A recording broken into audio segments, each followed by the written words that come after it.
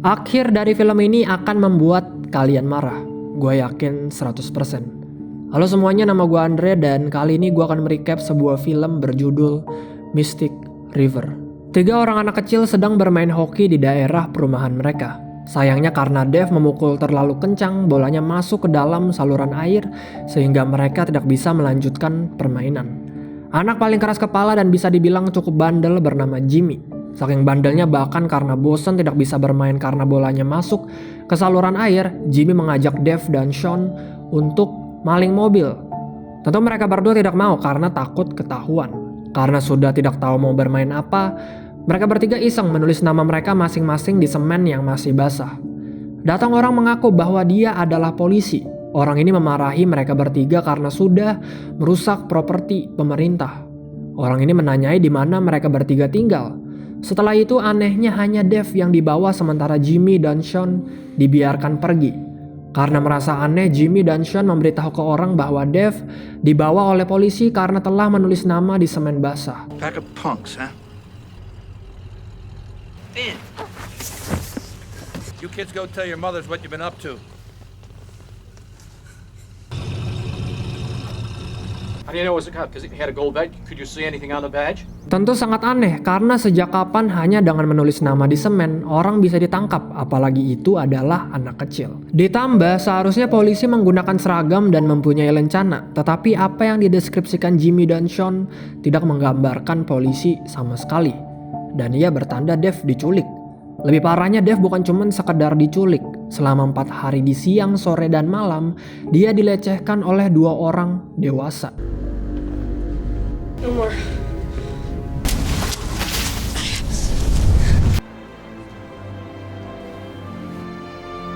Karena sudah tidak tahan, Dave kabur. Dan singkatnya dia berhasil kabur. Dave akhirnya kembali ke rumah, bertemu kepada kedua orang tuanya. Tetapi apa yang terjadi selama dia diculik tidak akan pernah terlupakan. Tahun demi tahun telah berlalu. Dave sudah menikah dan mempunyai seorang anak laki. Setiap hari dia selalu mengantar anaknya ke sekolah dengan berjalan kaki. Terkadang Dave bersama dengan anaknya melewati tempat di mana dia dulu sering bermain hoki bersama dengan Jimmy dan Sean. Setiap melihat tempat tersebut, yang Dave bisa pikirkan hanyalah kejadian buruk yang telah menimpanya. Jimmy sekarang mempunyai toko. Dia sudah menikah selama 2 kali. Istri pertamanya meninggal selama dia di penjara, jadi menikah lagi. Jimmy mempunyai 1 anak perempuan yang sekarang sudah cukup besar bernama Katie. Katie meminta izin kepada ayahnya untuk pergi nanti malam bersama temannya. Tentu Jimmy mengizinkannya, tetapi Katie harus pulang tidak boleh sampai larut malam. Karena besok Katie harus pergi ke gereja untuk menghadiri acara komuni pertama adiknya. Karena diizinkan, tentu Katie langsung mencium ayahnya dan dia berjanji tidak akan pulang sampai larut malam. Later, Daddy. Later.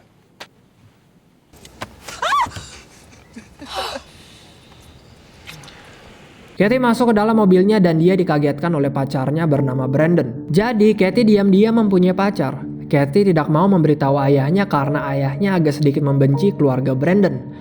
Jadi ada sejarah buruk antara keluarga Jimmy dengan keluarganya Brandon.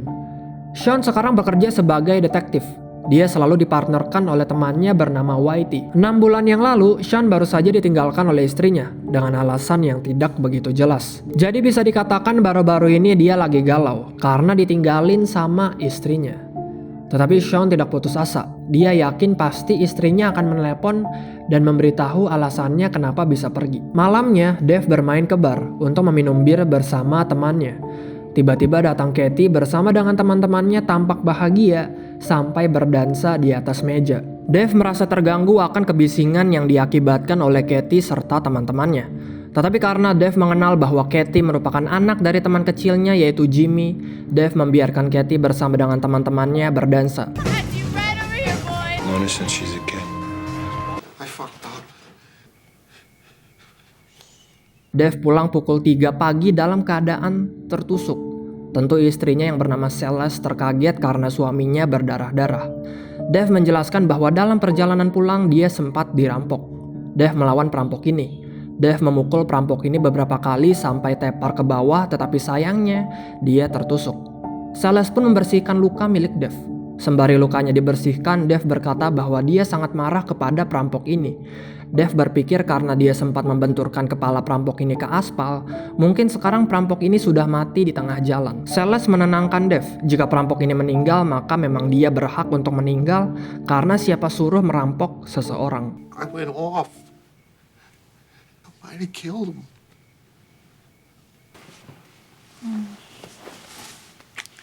What's your name? We're so fucking out of here.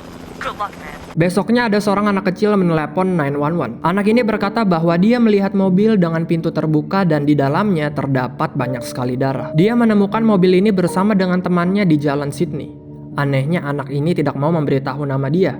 Anak ini hanya menelepon 911 sebagai anonimus. Jimmy bangun dan dia tidak melihat Katie ada di rumah ataupun di toko. Sangat aneh karena Katie sudah berjanji akan menghadiri acara komuni pertama adiknya di gereja.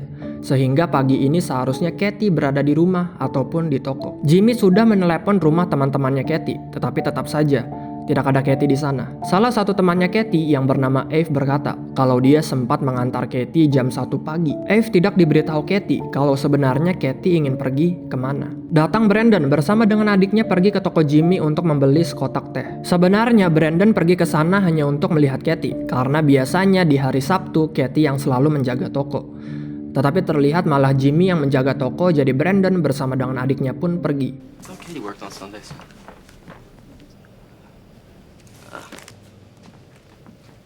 Why do you hate that kid so bad?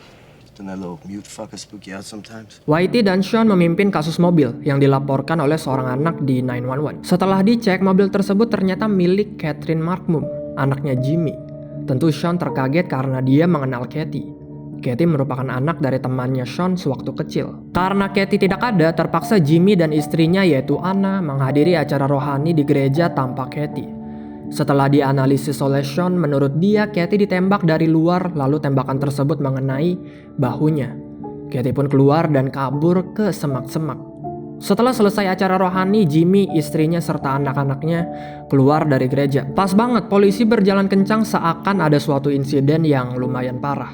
Sementara itu, Celeste sudah mengecek berita di koran tetapi dia tidak menemukan berita tentang seorang pria tadi malam yang merampok Dave. Celeste mulai curiga soalnya yang ada malah berita tentang seorang wanita dibunuh, yaitu Katie. Jimmy mengecek TKP dan di situ dia terkaget melihat mobil putrinya.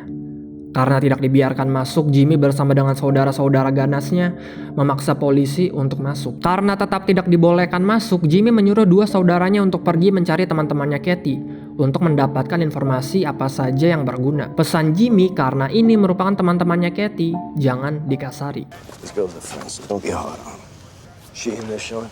We don't know. All we're doing right now is looking. Sean datang dan dia menjelaskan ke temannya yaitu Jimmy bahwa anaknya sedang dicari. Ketika sedang menjelaskan ke Jimmy, tiba-tiba dia ditelepon untuk datang secepatnya ke semak-semak. Ternyata jasad Katie sudah ditemukan.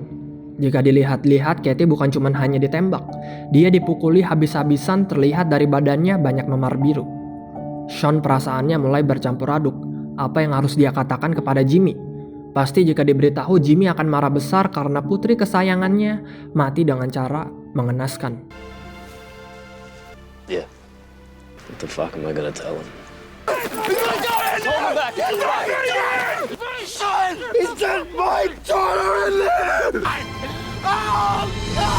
Jimmy masuk secara paksa bersama dengan saudaranya dan di sana dia mulai mengetahui bahwa anaknya yaitu Katie sudah meninggal. Sesuai dengan apa yang diekspektasikan Sean, Jimmy marah besar.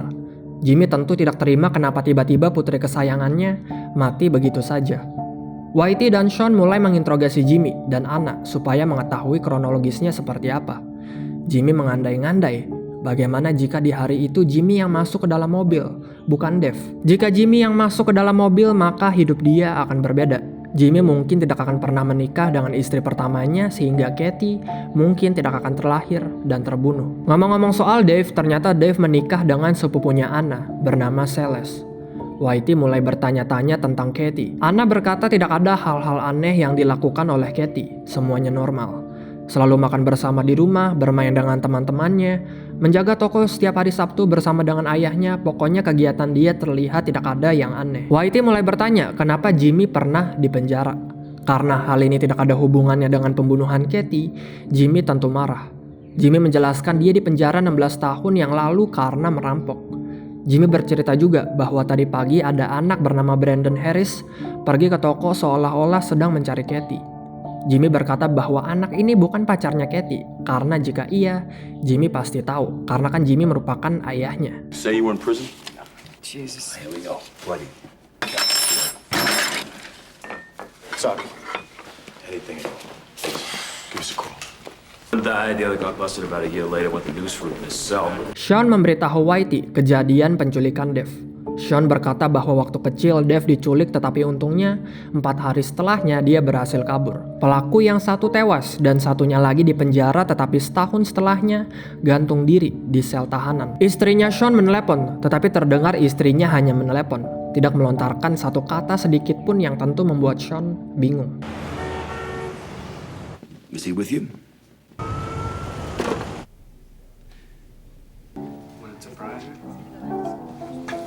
In the curb.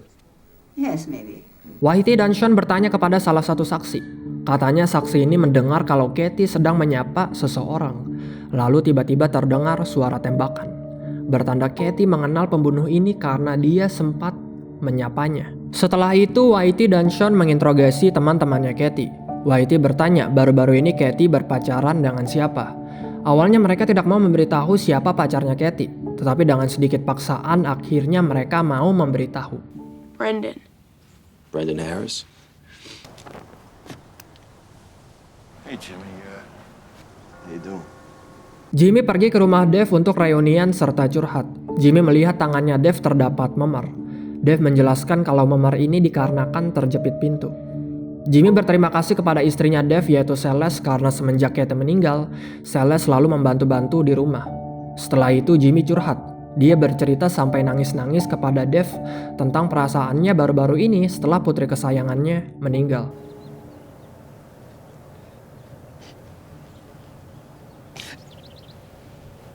You cry for. You crying now?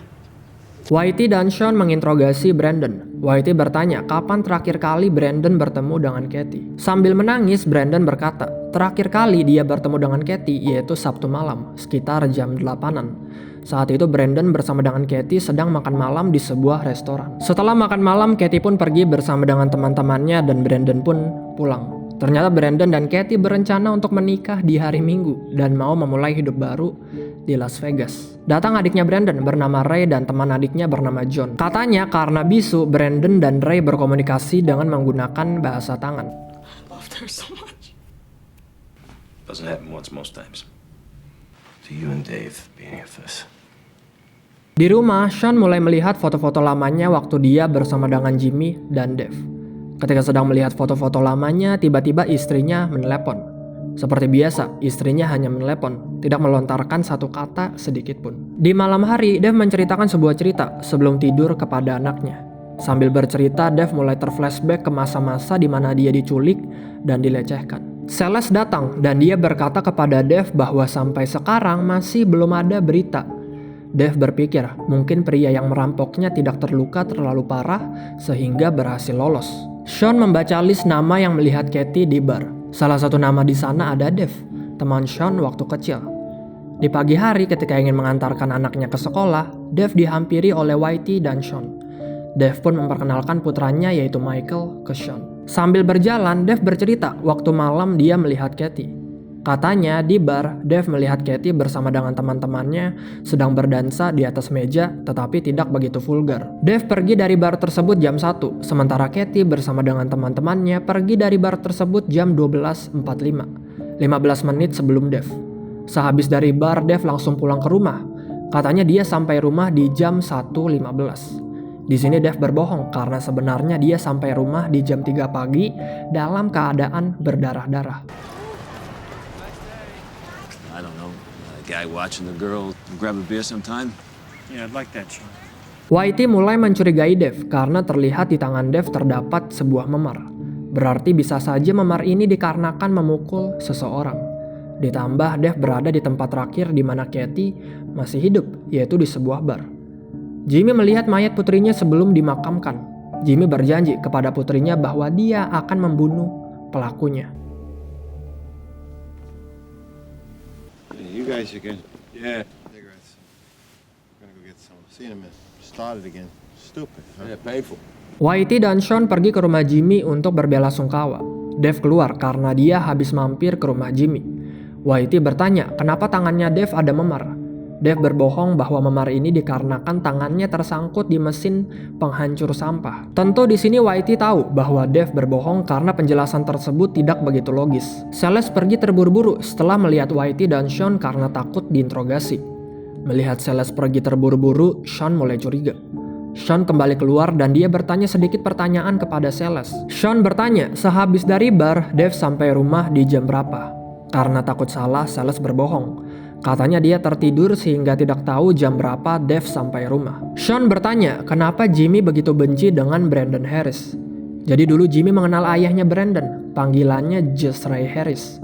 Jimmy sangat benci dengan ayahnya Brandon karena ketika istrinya mengandung anak yang ternyata bisu, dia malah pergi. Jadi Jimmy takut kalau misalnya Brandon pacaran dengan Katie, yang ada malah Katie nanti tersakiti. Karena Jimmy percaya DNA ayah pasti jatuh kepada anak-anaknya. Laporan balistik telah keluar dan ternyata peluru yang ditembakkan ke Katie berasal dari pistol yang sama dengan apa yang terjadi di tahun 1984. Jadi pistol ini pernah dipakai untuk merampok toko miras bernama toko Looney Liquors. Celeste mulai mempertanyakan diri sendiri, apakah suaminya yaitu Dave benar-benar membunuh Katie, anak perempuan dari sahabat kecilnya sendiri. Jika iya, berarti selama ini pemikiran dia tentang Dave salah. Whitey dan Sean pergi ke toko miras Looney Liquors. Pemilik toko berkata siapapun itu yang merampoknya pasti merupakan mantan pekerjanya. Karena bagaimana perampok ini mempunyai kunci pintu menuju tempat bongkar muat barang. Udah pasti orang dalam. Yang selalu pemilik toko curigai merupakan mantan karyawannya bernama Ray Harris, ayahnya Brandon. Karena baru saja kerja di sana, Ray sudah keluar. Berarti kan ada tujuan tertentu. Celeste pulang ke rumah. Di sana Dave sedang menonton film vampir. Suasana menjadi semakin seram karena Celeste berpikir orang yang suka membunuh pasti sering menonton hal-hal sadis. Salah satunya vampir. Dave mulai tersadar belakangan ini Celeste selalu menjauh darinya. Dave pun bertanya apakah Celeste berpikir kalau suaminya sendiri membunuh Katie. Tentu dengan penyakit traumanya Dave ditambah istrinya sendiri malah berpikir bahwa dia telah membunuh Katie, dia mulai menjadi stres. Untuk menghilangkan stresnya, Dave pergi berjalan keluar. Why don't you just tell him about the mugger? The mugger! Blood on me the same night Katie's murdered. I must have killed her, right? I can't trust my mind. Ketika berjalan, dia bertemu dengan Jimmy yang sedang duduk di depan rumahnya. Dave bercerita bahwa dia melihat Katie di bar di malam Katie dibunuh. Katanya Katie terlihat bahagia. Tentu mendengar kalau putrinya sedang bahagia lalu tiba-tiba terbunuh membuat hati Jimmy sakit. Maka dari itu setelah Dave pergi, Jimmy menangis. She looked happy. I got more walking to do. Di malam hari, Whitey memutuskan untuk pergi ke rumah Dave. Di sana dia memeriksa mobil Dave dan mengejutkannya di bagasinya banyak sekali darah. Menurut Whitey itu adalah darahnya Katie. Tetapi bagaimana bisa? Kan Katie meninggal di semak-semak, berarti tidak pernah masuk ke bagasi mobil. Whitey dan Sean mulai menginterogasi Dave. Dave diminta untuk memberitahu apa yang sebenarnya terjadi. Dave menjelaskan bahwa darah yang ada di mobilnya merupakan darah dia. Karena itu sebelum hasil DNA dari darah yang Whitey temukan keluar, terpaksa Whitey harus melepaskan Dave. Dua saudaranya Jimmy datang. Mereka berdua memberitahu Jimmy bahwa Dave baru saja ditangkap oleh Whitey dan Sean. Mendengar hal ini tentu pikiran Jimmy mulai aneh. Tadi malam Dave baru saja bercerita kalau dia melihat Katie di bar di malam Katie dibunuh. Dan pas banget sekarang Whitey dan Sean menangkapnya, berarti ada hal yang mencurigakan. Ketika diselidiki lebih lanjut, ternyata rekan-rekan kriminalnya Ray Harris, ayahnya Brandon, bernama Nicholas Savage, Anthony Waxman, dan Jimmy Markman. Berarti Jimmy pernah bersekongkol dengan Ray Harris. Tetapi ada yang aneh, Ray pernah tertangkap karena mencuri mobil truk penuh dengan rokok. Tetapi polisi tidak pernah menangkapnya. Ternyata Ray Harris mengadukan orang lain. Ray memberitahu polisi bahwa dia, Jimmy beserta dengan anggota geng lainnya pernah merampok MBTA sebesar $60.000. Karena polisi tidak pernah menemukan pelaku dari para perampok ini, makanya Ray Harris tidak ditangkap. Jimmy bersama dengan anggota geng lainnya pun ditangkap dan dipenjara selama 2 tahun. Inilah mengapa Jimmy benci dengan keluarga Ray Harris. karena Ray Harris pernah mengadukan ke polisi bahwa Jimmy yang merampok MBTA. Jimmy bersama dengan saudara-saudaranya pergi ke rumah Dave. Celeste memberitahu Jimmy sesuatu. Akhir-akhir ini Celeste melihat tingkah laku Dave sangat aneh. Celeste juga memberitahu soal malam di mana Katie dibunuh. Pada waktu itu Dave datang ke rumah jam 3 pagi berlumuran dengan darah. Disinilah Jimmy semakin yakin bahwa orang yang membunuh Katie adalah Dave. Maka dari itu dia berencana untuk membunuhnya. I might have left Dave for good. Do you think Dave killed my Katie? Remember your father having a gun? Whitey dan Sean kembali menginterogasi Brandon. Sean bertanya apakah ayahnya Brandon pernah mempunyai pistol. Brandon berkata bahwa dia tidak pernah melihat ayahnya memegang sebuah pistol. Jadi Brandon sudah ditinggal oleh ayahnya dari kecil. Dan di waktu kecil dia tidak pernah melihat ayahnya memegang sebuah pistol. Tentu Sean marah karena dia tahu bahwa Brandon berbohong. Sementara itu dua saudaranya Jimmy mengajak Dave untuk minum di sebuah bar. Karena merasa dipaksa, tentu Dave masuk ke dalam mobil. Whitey dan Sean kembali mendengar rekaman 911 di mana seorang anak kecil melaporkan mobil Katie. Sean baru tersadar kalau anak kecil ini tahu darah yang ada di mobil tersebut merupakan darah seorang gadis. Yang menjadi pertanyaan bagaimana anak kecil ini tahu kalau itu adalah darah seorang gadis. Padahal Katie berada di semak-semak, bukan di mobil. How does he know that the blood in the car came from a woman? Play it again. I mean, just scream it. Dave minum di sebuah bar bersama dengan Jimmy serta saudara-saudaranya sampai malam. Sementara itu Brandon mengambil pistol yang dia letakkan di tempat tersembunyi. Setelah mengambil pistol tersebut, dia tersadar akan sesuatu. Yang tahu keberadaan pistolnya hanyalah Brandon serta adiknya. Dan pistol ini merupakan pistol milik ayahnya yang dulu dipakai untuk merampok. Jika pembunuh Katie bukan ayahnya Brandon, berarti tinggal mengarah ke satu orang yaitu adiknya. Brandon langsung menghajar teman adiknya yaitu John. Karena pengaruh John, adiknya bisa menjadi seorang pembunuh. Pas banget, Dave sudah di momen-momen akhirnya karena Jimmy berencana untuk membunuhnya. Singkatnya Jimmy membunuh Dave karena dia sudah tidak bisa menahan amarahnya lagi. Dan ya Jimmy salah sasaran. Sebenarnya Dave tidak membunuh Katie. Yang membunuh Katie adalah adiknya Brandon dan temannya yaitu John. You think I killed Katie, don't you? Killed someone, but I didn't kill Katie. He was a child molester. He's having sex with his kid in his car.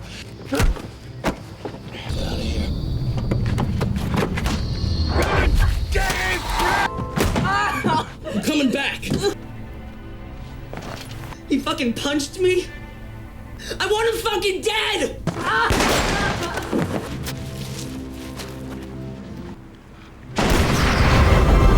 Ketika John ingin menembak Brandon karena dia habis ditendangin mukanya, Whitey dan Sean datang. Singkatnya John gagal menembak Brandon karena diberhentikan oleh Sean. Adiknya Brandon dan John pun ditangkap karena telah membunuh Katie. Besoknya Sean menemui Jimmy. Sean memberitahu Jimmy bahwa orang yang membunuh Katie sudah ditangkap. Ternyata pelakunya merupakan anak kecil yaitu adiknya Brandon dan temannya yaitu John. Jadi dua anak ini sedang bermain pistol lalu datanglah Katie dengan menggunakan mobilnya. Dua anak ini menakut-nakuti Katie. John mengarahkan pistolnya ke Katie yang awal tujuannya buat bercanda.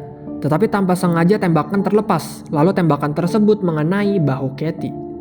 Tentu Katie langsung kabur ke semak-semak dan karena dua anak ini tidak mau Katie bercerita ke siapapun, mereka berdua mengejar Katie lalu menghajarnya dengan menggunakan tongkat hoki. Untuk memastikan Katie mati, John menembaknya tepat di kepala. Sean berkata dia baru saja pergi ke rumah Dave. Terlihat Celeste sangat panik karena Dave sudah menghilang selama 1 hari. Sean pergi ke sana untuk berbicara dengan Dave soal mayat laki-laki.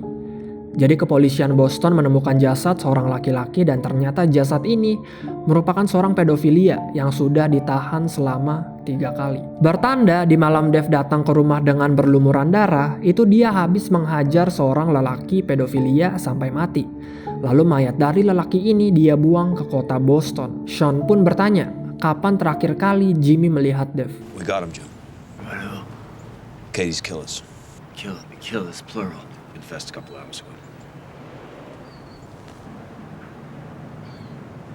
Ray Jr. had a hockey stick. When was the last time you saw Dave? If only you'd been a little faster. Hating you? Jimmy pulang dengan rasa bersalah yang begitu besar. Akhirnya istrinya Sean berbicara. Dia meminta maaf dan sudah siap untuk menemui Sean. Berkat istrinya yaitu Anna, rasa bersalah Jimmy mulai hilang. Kata Anna, Jimmy mempunyai tanggung jawab lain, yaitu anak-anaknya yang masih kecil, yang baru saja menerima komuni pertamanya. Di sebuah parade terlihat Celeste sangat sedih karena Dave tidak ada. Yang biasanya anaknya yaitu Michael selalu diantar oleh Dave ke sekolah, selalu bermain baseball oleh Dave di waktu luang, selalu dibacakan cerita oleh Dave sebelum tidur. Kini harus sendiri karena Dave sudah meninggal. Jadi bisa dikatakan sekarang Michael akan tumbuh besar tanpa figur ayah. Sean tidak akan membiarkan Dave meninggal begitu saja. Di waktu kecil Sean sudah meninggalkan Dave. Sean tidak mau meninggalkan Dave lagi. Dia tidak mau mengulangi kesalahannya lagi, maka dari itu dia akan menangkap Jimmy agar keadilan bisa ditegakkan.